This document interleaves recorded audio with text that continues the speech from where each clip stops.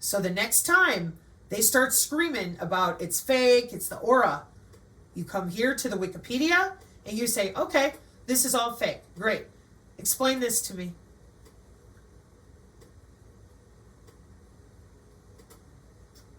So, because they did not give you a wearable or a new technology, they literally stole your biology and hooked it to the cloud. And you will not discuss your own anatomical biology. So they get away with it. It's that simple. Now I'm going to click play because there are other videos you can go check out on the Synergy Rumble channel, etc. But this right here is called Human Enslavement Under the Skin.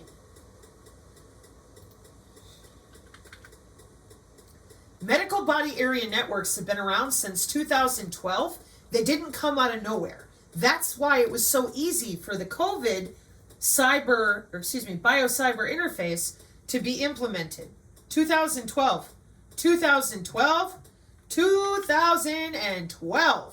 with our own Federal Communications Commission. Period.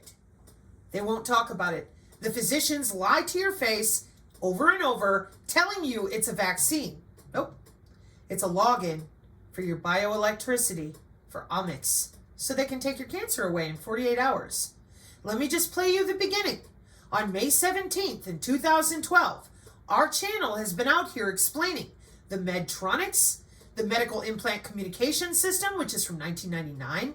We've explained that any of your scientists with their bitty sticks and sat phones have to know about these spectrums. That it's law. It's not a maybe. It is absolutely law, so that you don't actually electrocute somebody. And we were completely gaslit and told, shut up, we're going to work. While our friends and neighbors, our children, everybody is being harmed at various levels of all this tinkering in their bloodstream. Then we were told, oh no, they don't know, they're compartmentalized. No, that's not what we found. Not at all. We found transhumanism. That's what we found. And before I play you that, it's called Human Augmentation Conferences. Yeah, and scholarly articles, 14 years. Check it out. See? Scholarly articles, Human 2.0, different types of research, conferences all over the world since 2014. Let me jump over here. Here's the UK thing we read about, human-centered robotics, MIT human augmentation, MIT, and we're just sitting here while they're busy going to work, logging in and out of people faster and faster all the time. For doing what? Augmenting humans, changing their body from the inside out. Well, I don't want that. Well, guess what? Until you're able to get people to admit what's going on here, they're not giving you a choice. They're given a login to your central nervous system. That's it. And that login backends something called the Internet of Medical Things. That's your Fitbit, your transdermal patches, your IBM Square Pin, your Aura Ring. This is networking. Computer networking through human tissue. You're connected. Whether you like it or not, they have a security clearance, they're good to go. We're not dealing with that as adults because they've had everyone spinning around in UFO circles for so long. It makes really good money, and everybody wants a fantasy rather than deal in reality.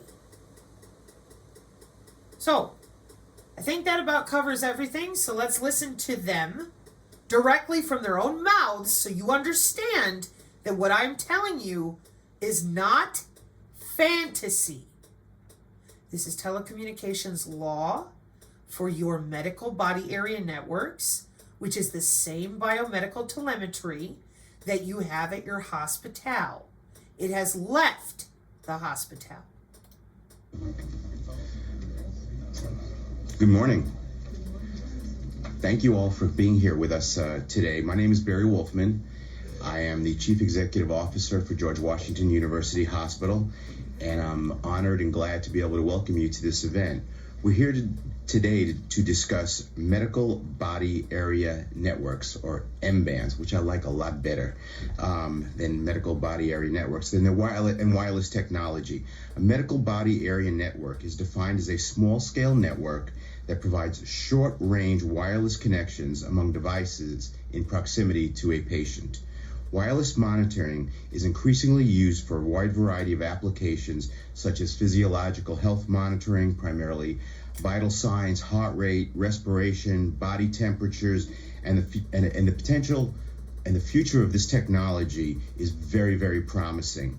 With any new technology, there are often complicating issues. Just think of the multiple manufacturers with different products using different wireless bandwidths, all in the proximity of one or more patients. To ensure any wireless medical device works efficiently and effectively, manufacturers need to ensure they won't be interrupted by other devices using the same airspace. The FCC plays a pivotal role and has been discussing wireless medical bandwidths for some time with medical technology companies such as GE and Philips, who are with us today. The George Washington University Hospital has had a rich and long history and tradition of... So GE, Philips, the George Washington University Hospital, and the reason your Federal Communications Commission is involved is because of your pacemakers, insulin pumps, and all the rest. As he said, the frequency allocation has to be divided by the Federal Communications Commission, and it is. And it's done, and they're using it. So that's 2012. Here we are in 2017. They have a cyber-physical backbone for all of them who are already augmented. They're already changing out their cell structure using Hive AI, organelles and organoids, all this stuff. 2017.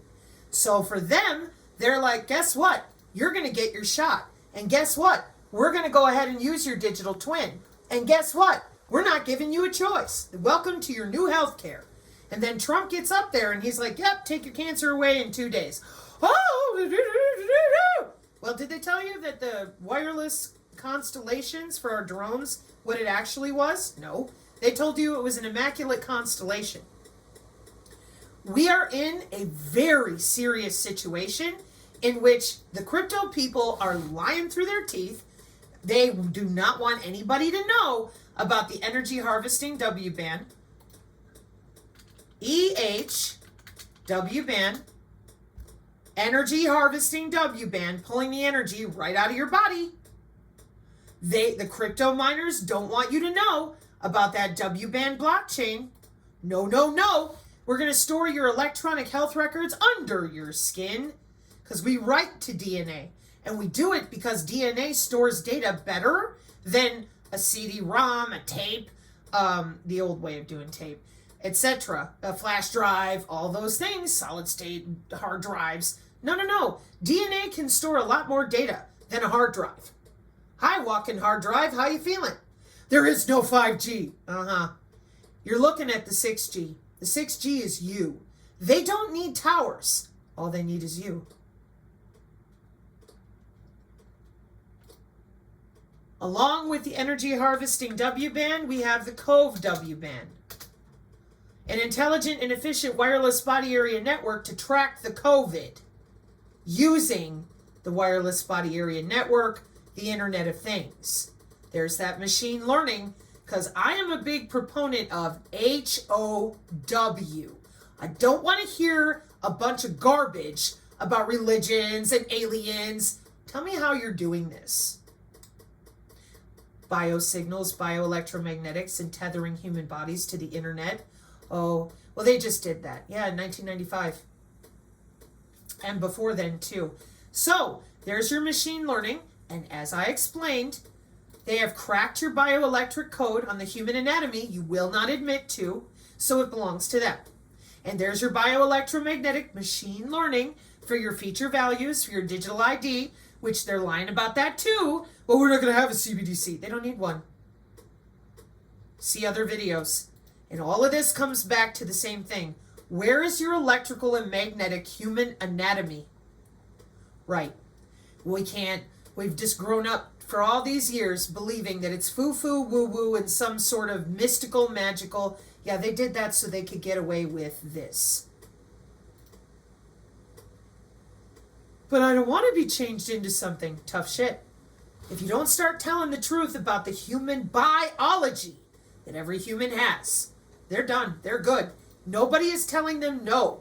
They told our youth, the world is dying because Greta is crying. Do what you're told or the world ends. That's pretty intense. Oh, and by the way, don't tell anybody what you do when you go to work, because we're going to save the world by logging into people and changing them into something a little less biological and a little more polymerized, because we love you. And when anybody asks HOW, just scream at them, call them crazy, and go about your business. Ubiquitous monitoring. It never stops. There is no escape. Most people can't even feel their own skin. It's called somatosensory. That's the section of the brain they're hitting real hard because they don't want you to feel your own skin. That's for your digital twin, which you will merge with eventually.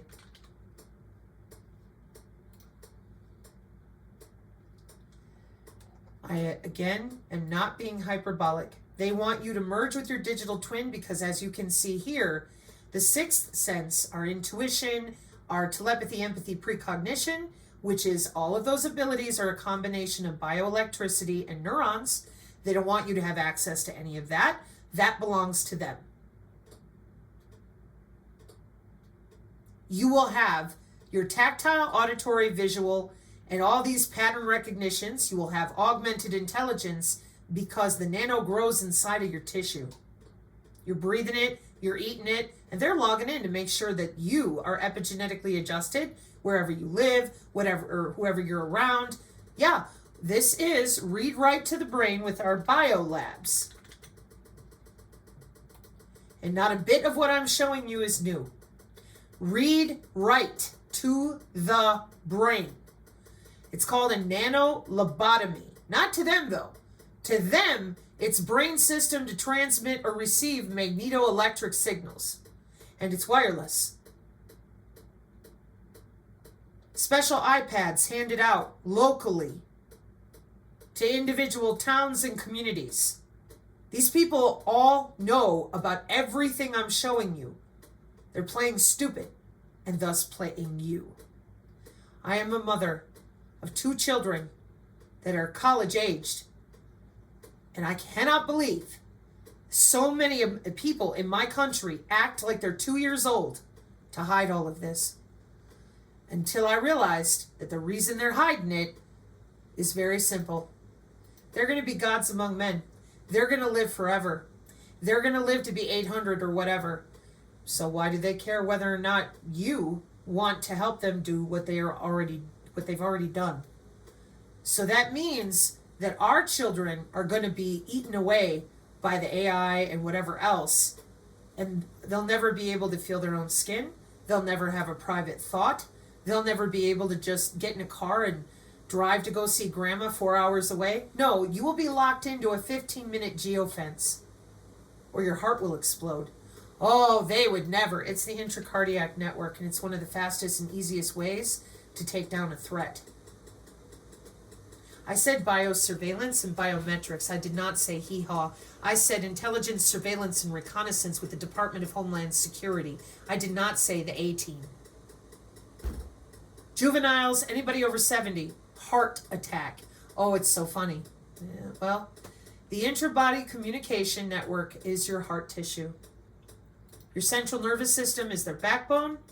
And 60 years of electronic and electromagnetic warfare, nice and quiet with Lockheed and friends, is now under your skin in the form of the Internet of Medical Things, which you probably have a Fitbit, a wearable. And if you don't, then it'll use your phone, your iPad, the smart meter, or just air molecules floating around your head.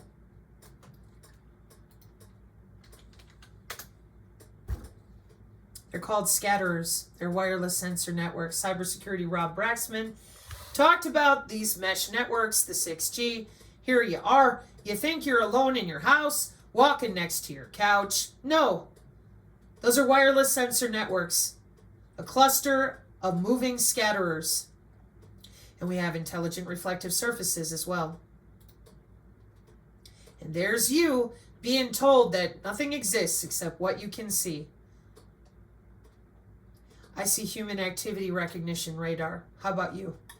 Okay, here we go. And as Elder Van Hamelin has argued, the more the food supply falls under the control of private corporations, the more opportunity this opens up for Big Pharma to get its biotech into the population through the food supply. So it might not even be the case that pills and so-called vaccines, etc., are required. All of this can be done in multiple different ways. And it's so incredibly obvious. I mean, they say they want a post-industrial world. They're cutting out the fertilizer, cutting out the food. Ireland, the Netherlands, Sri Lanka, here, everywhere, saying beef's bad because cows pass methane, but humans do too. Boy, it is just psychotic that they would try something like this and think they get away with it. The world is really rejecting it, but they just are going forward with it right now. Yeah, that's a really interesting point, the psychotic nature of it. And I think most ordinary people are of a mindset that they just wouldn't do that.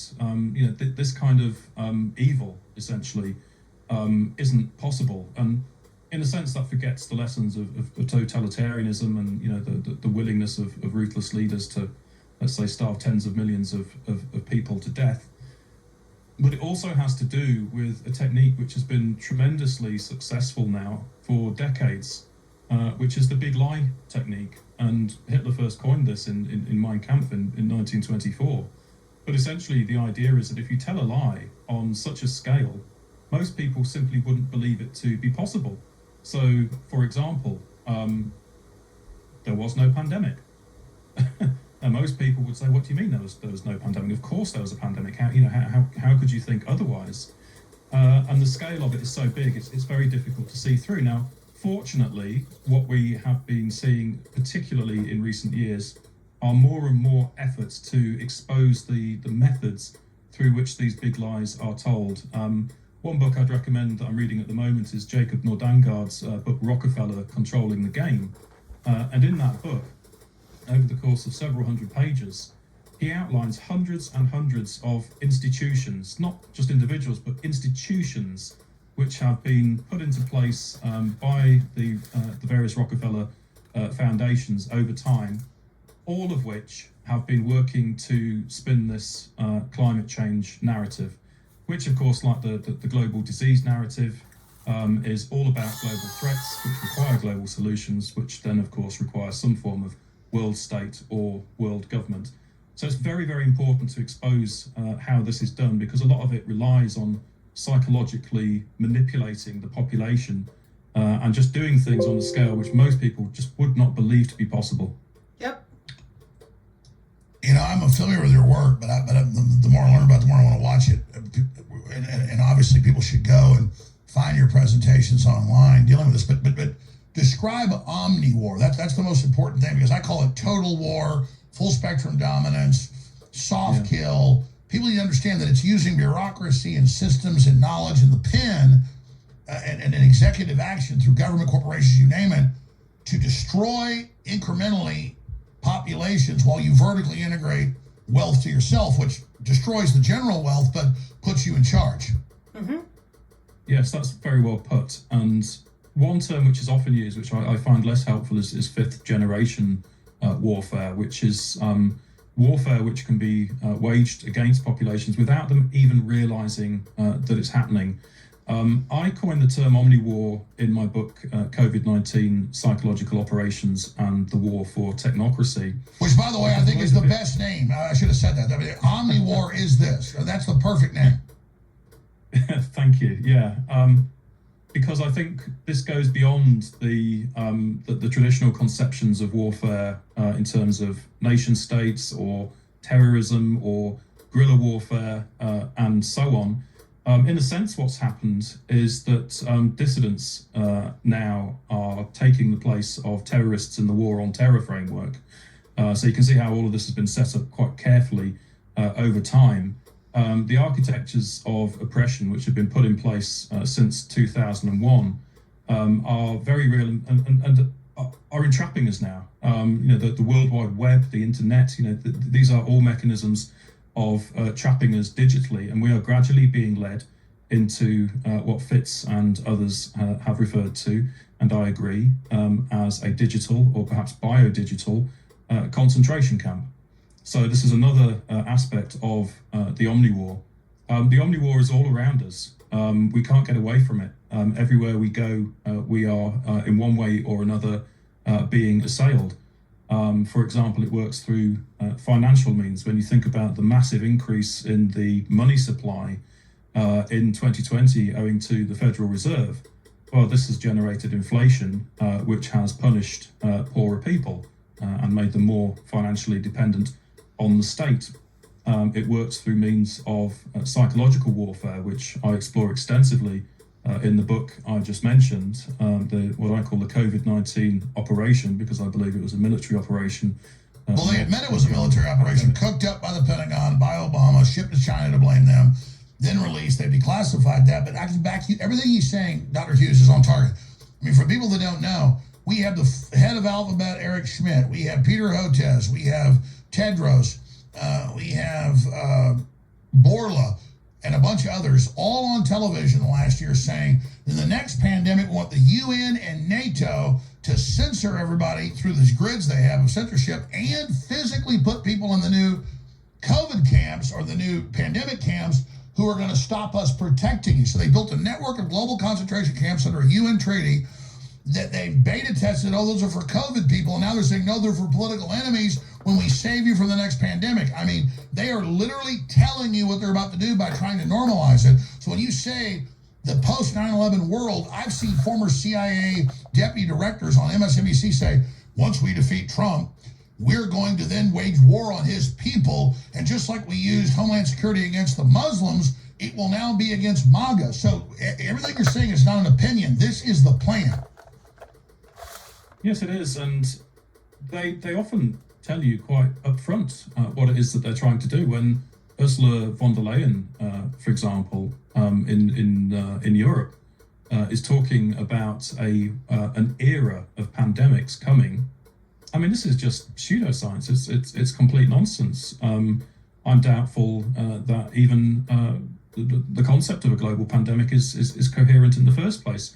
But why would they want the public to believe in this era of rolling pandemics? Why did Bill Gates talk repeatedly about the next pandemic? Why did Joe Biden talk about the second pandemic? It's because it's essential to their plan. They need the public to continually believe in the reality of these global threats, and the measures that are put in place in response to these global threats are very much as you're showing on screen here. I mean, particularly in Australia, the camps that were set up in the COVID era were very brutal and worrisome. But in the UK as well, we had the Coronavirus Act 2020. Now, things didn't get as bad here, arguably, as they did in Australia. But when you read the provisions of that act very carefully, again, it made provision for officials health officials to be able to come to someone's door and forcibly remove them to a facility. In New Zealand, you may remember the former Prime Minister Jacinda Ardern talking about once people are in those facilities, the state might not release them until they've agreed to be injected. So this is pretty frightening stuff, and it should serve as a warning signal, really, of what the authorities are considering, the measures and the lengths that they are willing to go to. And Dr. Hughes, none of this is your opinion. Everything you say, I think of 1,000 data points. They have said for decades that you will use disease X to bring in world government. So this is their disease X, and they're telling you normalize, we're going to do lots of this. And then James O'Keefe 2 years ago catches the head of Pfizer mRNA saying, we made a bunch of viruses and we're going to release them to make money and for control. And then yesterday I played the Moderna CEO bragging at the World Economic Forum that, oh, we already had the COVID-19 vaccine ready years before. Well, yeah, because it was man-made. I mean, they think hiding it in plain view protects them. So if it comes out later, they go, well, sure, we just admitted that.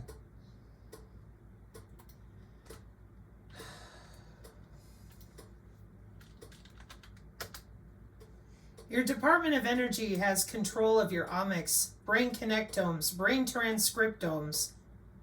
They can log into your body and give you any pathogen in any way they want to. But it doesn't stop there. We have wetware software, like Bioconductor, that we hand out to anybody that we want to connect to your biosensors and modify your genome. It's a piece of software. It uses the same biosensors that I was showing you earlier inside your body. How would they do it? Or how do they do it? Well, they point a cell phone at you. Excuse me?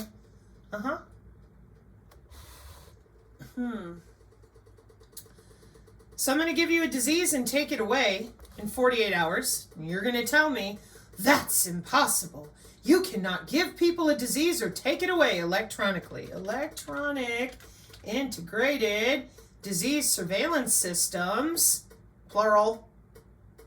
Oh, how is that possible? Your butt is connected to the cloud. And let me show you another one of what I just said. I'll give you a disease, take it away electronically.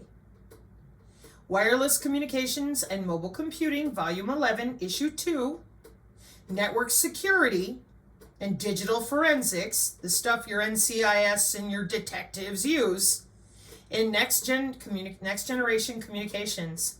It does say 2011, okay? Here's your hybrid security protocol for those wireless body area networks. What's the first thing you see? HIPAA. Medical data collected over W bands is extremely sensitive, and related privacy must also be protected. Oh, okay. Some research shows the security for those biosensors implanted in the human body, and they show that the biosensors have to make use of cryptographic algorithms. Yeah, the algorithms written for you. And the random number, which is used in that security protocol written algorithm, can be generated by biometrics, such as your heart rate and your interpulse interval. Then, here's your little diagram. Biosensors in the body, on the body, or around the body. Because people kept complaining, well, it's only if I put a wearable on. Well, it's only if I log in. Well, and I said, no, this is international biological security. You are on the network, period. Everybody is. 1995. So, in section 3.3, modification of data, a malicious intruder may inject a false node on the human body, ignoring the user's approval. This node can insert, change, or delete the information transmitted between nodes in the W-band wireless body area network and utilize a denial of service or man-in-the-middle attack. That's called hacking. We're used to hearing about that denial of service attack for servers. What happens when you're issued malware on the function of your liver? Who are you going to call? As it stands right now today, no doctor and no professional will even admit that these systems exist. Nobody. If the private healthcare data of a patient is modified in that wireless body area network, he or she can get a wrong disease or be unaware about the disease due to false information. Yeah, because the intra-body area network is your bloodstream in real time.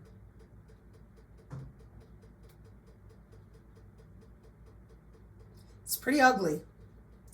And I've tried to help people understand this isn't hard. This is really ugly. And this is what you get. This is what we get when we're not allowed to ask, how are you doing this? There's no 5G. There's no 6G. Everyone is clueless. It's consciousness. It's aliens. Jesus is coming. I think you literally stole human anatomy, handed out remotes to yourselves in the form of cell phones, so that you can point your phone at people and do things, and your hackers and your crypto miners and everybody else are all complicit in this, and your college students. Okay? So having a cycle of pandemics that never ends, well, man, that is not a problem. That's easy. Because you're busy screaming about vaccines, in which people can just have circular arguments that never end. You're never going to go to our Department of Energy and say, hey, what is this pathogen access control system for? Oh, I don't know. Could it be give you a disease and take it away for the electronic integrated disease surveillance systems that we have? Oh, I don't know. How'd you get the Cove W band to work? The way I just showed you. Your wireless body area network connected to them and all their databases. And the Department of Energy is not the only one. There's your omics. And your body is available to any of them anytime they want.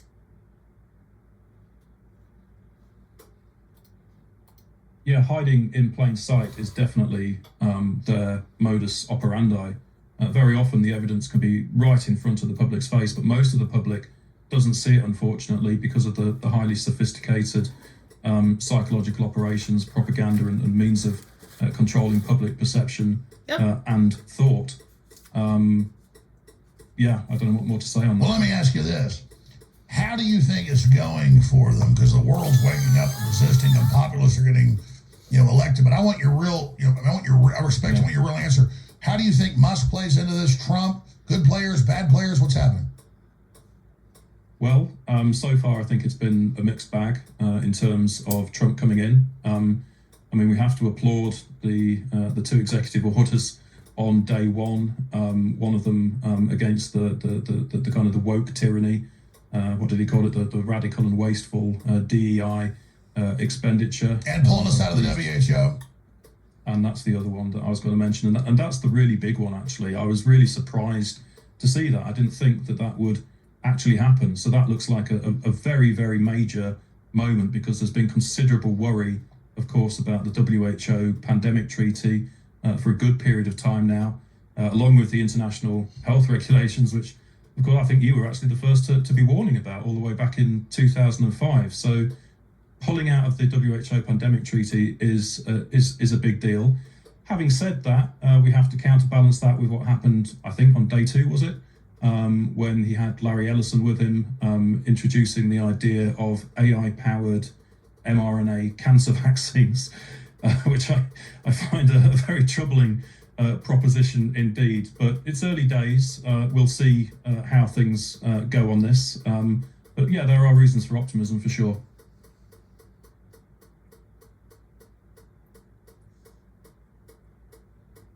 Well, you're absolutely right, Doctor. No, I mean, I'm just listening to you. I'm trying not to interrupt. I interrupt really great guests like you because everything you're saying, listeners, just type in what Dr. Hughes is saying, just into even Google, and you'll see it all what he's saying. It's like, this is, what's so frustrating is this is all admitted. Yep. And it's so horrifying. Like you said, the big lie, people can't even believe it's happening. Yep. In the 10, 15 minutes we have left, I want to get you back for a full 2 hours. I'd love for you to do what you did with Dr. Catherine Austin-Fitz, but just big presentation on OmniWar. What else do you think people need to know? Wow, where to begin? I mean, what I'm saying is you're polite. You keep pausing. In the time we have, I want you to, because I've seen some of your clips. You're really smart. Have the floor here for a while. Tell people what you want to tell them. Okay. Well, I'm very worried about the attack on the brain, in particular, as an element of this OmniWar. So one of the things that I did in my presentation for the OmniWar Symposium was to consider the idea of network-centric warfare, which goes back roughly to the beginning of the internet. It goes back to about 1997, that concept. And it's essentially all about linking all different things together, primarily involving military items. So this developed via the global information grid. Drone warfare was added into this. AI then entered into it in 2012 through a DoD directive.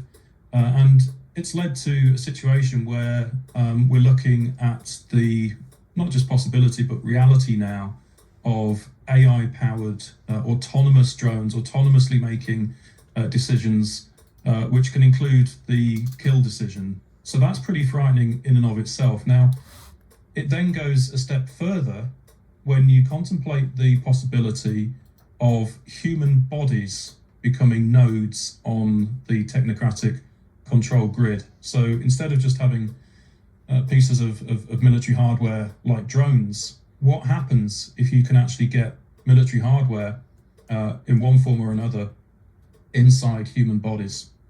Now, during this period, we've been looking at the Internet of Bio-Nano Things, which was a concept which came up in 2015 and is primarily associated with Professor Ian Akiildes. Fundamentally, it's all about connecting bodies wirelessly to an external control network. Now, the reason that we need to take this very, very seriously is because there is extensive military intelligence documentation going back to at least 2000, which deals with precisely this project. You can trace it back even further in time if you want to certain CIA documents and so on. But particularly in the 21st century, and particularly through nanotechnology, which has been extensively funded and extensively backed by all of the most powerful actors, the idea seems to be to develop technologies which are capable of going inside human bodies and communicating with an external network. Now, this is not the stuff of science fiction. When you look at, for example, the research of Dr. Charles Lieber, he had essentially developed this kind of technology pre-COVID and published on injecting neural nets directly into the brains of rats.